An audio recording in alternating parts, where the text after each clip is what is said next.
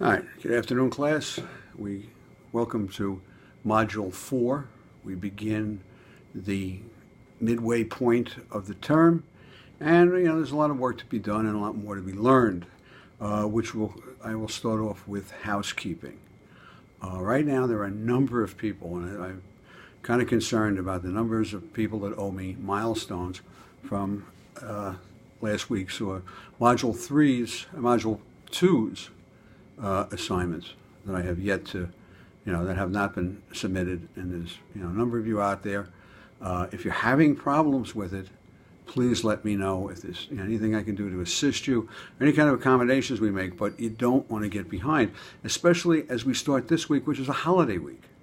And we have families, obligations, work, and a number of things that relate to it, and it can take our time from putting the effort we need to put into the class. And I don't want to see anybody get behind or lose points, which leads me to two other things I have to address is, please, if you're on the discussion board, engage other classmates. You don't want to lose points by not engaging. And I always kind of use a recommendation, something is better than nothing. Secondly, there were a couple of milestones that were submitted that were very, very good, very well written, and kind of addressed the subject matter, but really didn't deal with the learning resources that are in the course. You've got to go to final project, guidelines and rubrics, the resources about the Kansas City, Kansas score unit case study is what is going to be what's supposed to be based on all of the milestones in the final project. Like I said, the ones who used their own research did a very good job and addressed the questions at hand, so I gave full credit for it. But from now on, get those resources. The same goes, again, as we're coming up with oral boards. Learn how to, record yourself and in the recordings and submit them. Sometimes things happen, technical glitches. One member of the class had to submit his milestone to me via email, and I kind of attached it in the grade center and kind of worked it around that, which we can do. So please, if you owe me back work, don't get behind. Get it to me. Like as I said, we're coming up to the midpoint of the term and a holiday week where you're going to have a lot of other distractions, family, work, commitments, obligations that are going to, kind of test your time management. So please don't get behind, and any questions, any problems you have with it, please reach out to me. All right, we're going to look into Module 4, Criminal Acts and Unethical Behavior, as it's called. You're going to read in Chapter 5, is kind of expands on what we discussed in the first discussion board. Morals and ethics as they relate to written laws. And it's going to say, and then it's going to go into some kind of sociological studies, philosophical ideas about causations of crime. Is it something that happens by nature? Are people in their DNA and from their families or from their outcomes? Is there just predestined to be there for criminal behavior, or is it nurtured? Is it nurtured in moral development, upbringing, influences, peer influences, community influences, where issues related, and then we've looked at it as poverty, peer pressure in gangs, and things that we see today on a regular basis. And also, there's going to be look at media influences.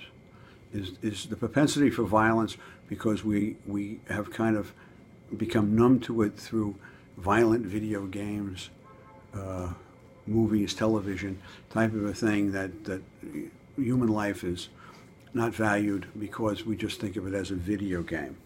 And that's going to be the readings in Chapter 5. We're also going to look at an article called Tulsa Reaches a $300,000 Settlement. It's once again a news article regarding some corrupt acts by members of the Tulsa Police Department that have kind of fabricated narcotics cases and sent innocent people to jail for a variety of other motivations. And it's going to take us into our discussion board. And for this week's discussion, you're going to go out and research a current case of unethical behavior in the criminal justice system or corruption in the criminal justice system, very similar to what I've posted this week as additional learning resources. Two cases which from my agency, the New York City Police Department, one of a individual officer trying to make sexual advances, romantic advances at someone they had arrested, and a very, very troubling case of two on-duty detectives who went out and apprehended a young woman, and in lieu of arresting her on a drug charge, raped her, and the consequences of that.